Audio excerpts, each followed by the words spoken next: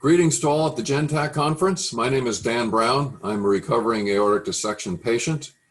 I've spoken briefly with Dr. Eagle along the way.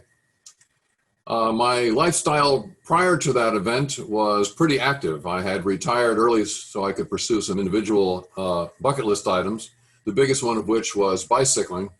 I've been a member of a bicycle tour company staff for the last 10 summers, in which case we escort people across the country from Seattle to Gloucester, over 4,300 miles of bicycling, which I'm glad I can still do.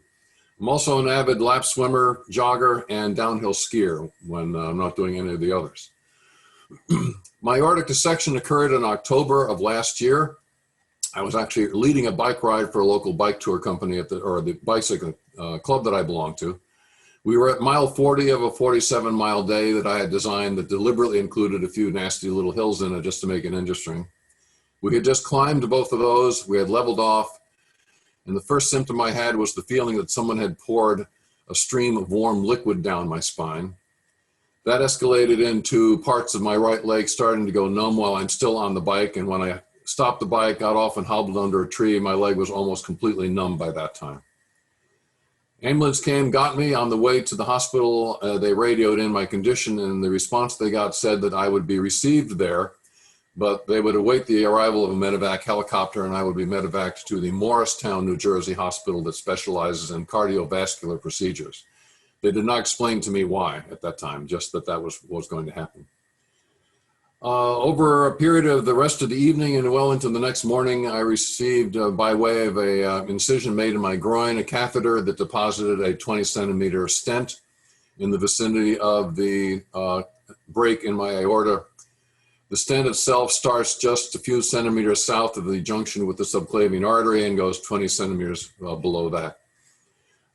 During a couple of subsequent CT scans, it was noticed that there might be a little dilation occurring below the stent, but that seems to have stopped, and I'm more or less stable at this time. I'll find out more in a couple of weeks when I have the next scan. One of my concerns along the way was I expected before I left the hospital that somebody was going to have a discussion with me by what logically ought to be a reassessment of what and how I would spend the rest of my life in terms of activities. No such discussion occurred. As soon as my blood pressure was brought under control, I was discharged and told to go see a cardiologist in the town I live in, which I have been doing.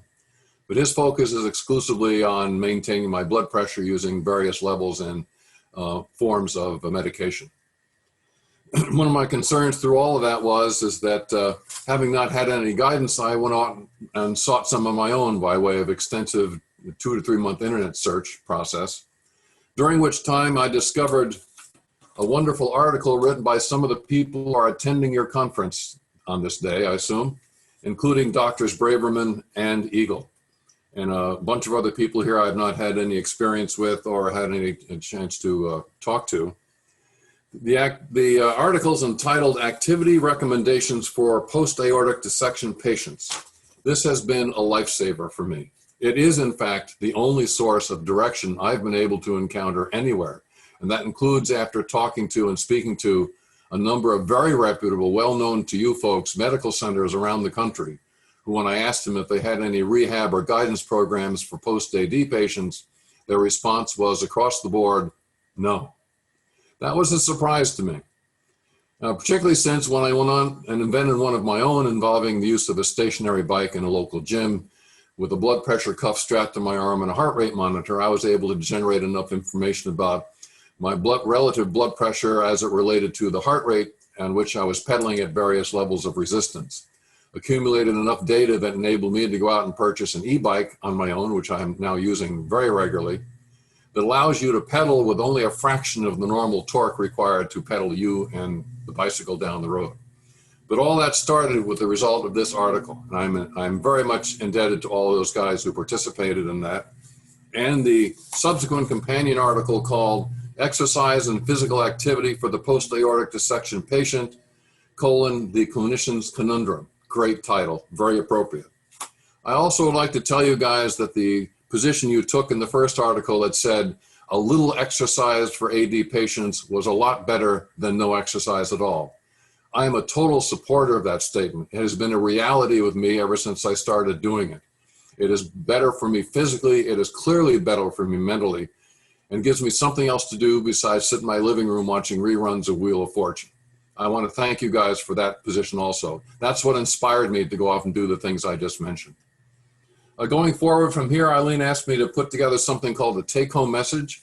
I'll tell you what's in it. It's not unlike what I just said to you. That is, in my opinion, the education of the patient should begin before he or she leaves the hospital if they've just had an aortic dissection treatment of any kind. Mine happened to be a Stanford Class B descending aorta version, which I had to learn about on my own as well. But regardless of what it is, that ought to begin before they go home. And there ought to be some sort of a rehab program involving some level of activity even for people that may not have pursued it prior to that time. I am finding the benefits of that to be so good, I would suggest for somebody who hasn't been on a bike in 20 years, even if it's a stationary bike in what is currently already equipped cardiac rehab center. That ought to be easy conversion, and some training on top of that could offer some people like me something to go find and latch themselves onto. And most importantly, copies of this article ought to be on the credenza of every physician who treats aortic dissection patients. And sooner or later, through somebody, some introduction to this article to the patient so they can make the kinds of decisions I did and improve their lives going forward with as much information as they can gather through that or on YouTube videos or some combination therein. I do want to thank you guys again, particularly Dr. Eagle, for giving me this opportunity. And I hope you guys have a really good conference. Thanks again. Take care.